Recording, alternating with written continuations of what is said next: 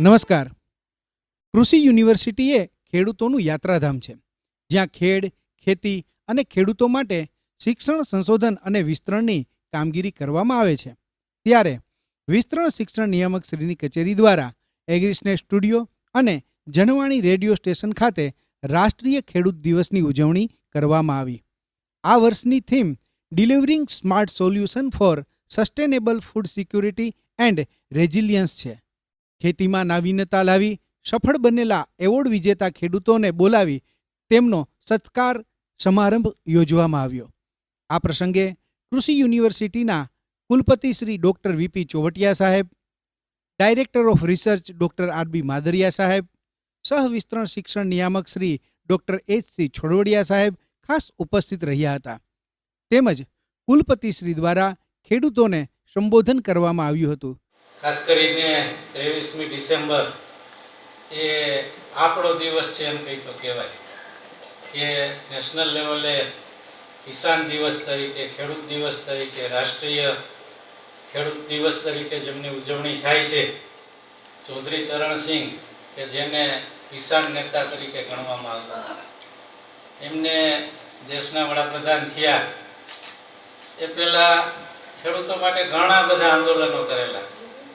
ખેડૂતોના હિત માટે, ખેડૂતોના મૂંઝવતા પ્રશ્નો માટે, અને સામાન્ય સર્વમાન્ય રીતે એમને કિસાન નેતા તરીકે સ્વીકારેલા. એ દેશના વડાપ્રધાન થયા ત્યાર પછી નેશનલ લેવલે કિસાન દિવસની ઉજવણી કરવાનું નક્કી કરવામાં આવ્યું. દર વર્ષની થીમ જુદી જુદી હોય છે. આ વખતની થીમ છે delivering smart solution four sustainable food security and resilience. એટલે આપણે બધા જાણીએ છીએ કે ફૂડ સિક્યુરિટી દુનિયામાં આજે કોરોના પછી ઘણા રાષ્ટ્રોમાં ફૂડ ગ્રેન ક્રાઇસિસ ચાલે છે. દુનિયામાં પણ ફૂડ ગ્રેન ક્રાઇસિસ ચાલે છે એમ કંઈ તો ખોટું નથી. પણ જ્યારે 140 કરોડની વસ્તી ધરાવતો આપણો દેશ, ખેતી પ્રધાન દેશમાં છેલ્લા કોરોના સમયથી અને આવનાર 5 વર્ષ સુધી 81 કરોડ ને 35 લાખ લોકોને સરકાર જ્યારે ફ્રી અનાજ આપતી હોય ત્યારે આપણે ગર્વ સાથે કહી શકીએ કે આપણા દેશમાં ફૂડ ગ્રેન સિક્યુરિટી બાબતની કોઈ ચિંતા નથી.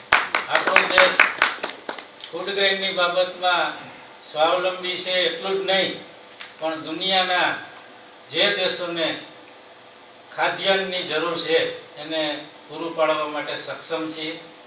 એના માટે આપણી જે કેન્દ્ર સરકારની હોય કે રાજ્ય સરકારની નીતિ,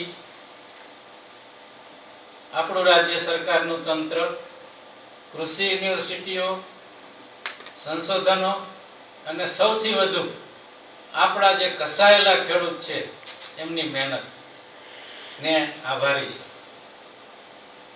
વિકસિત દેશોમાં કે જ્યાં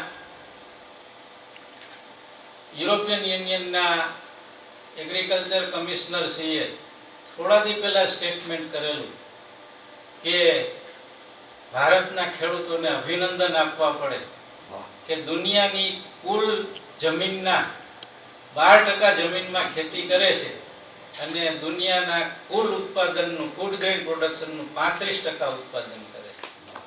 આકાશી ખેતી એટલે 100% દરેક સ્ટેજે કુદરત ઉપર આધાર રાખવાનો છે.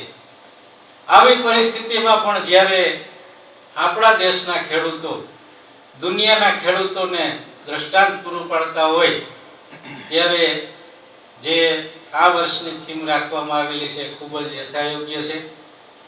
હું ખાસ કરીને અત્યારે આપણા ખેડૂતોને બોલાવ્યા છે એ ખેડૂત પ્રત્યે ગર્વની લાગણી અનુભવું છું.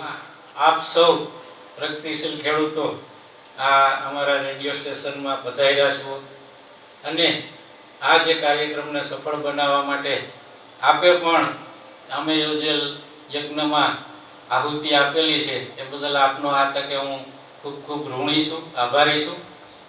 એટલે આપ જે આયામો, નવા નવા સંશોધનોનો અમલ કરી આપની ઉત્પાદકતા કઈ રીતે વધારો છો એ ખેડૂતોને પ્રત્યક્ષ બતાવશો તો મને લાગે છે કે કૃષિ યુનિવર્સિટીએ જે આ કિસાન દિવસની ઉજવણી માટે જે પ્રયાસ કર્યો છે એ સાર્થક ગણાશે.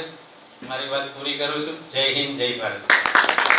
આ સમગ્ર પ્રસંગને સફળ બનાવવા એગ્રીસ્ટેટ સ્ટુડિયો અને જૂનાગઢ જનવાણીના studio incharge doctor P.S. Sharma તથા સમગ્ર સ્ટાફે જહેમત ઉઠાવી હતી.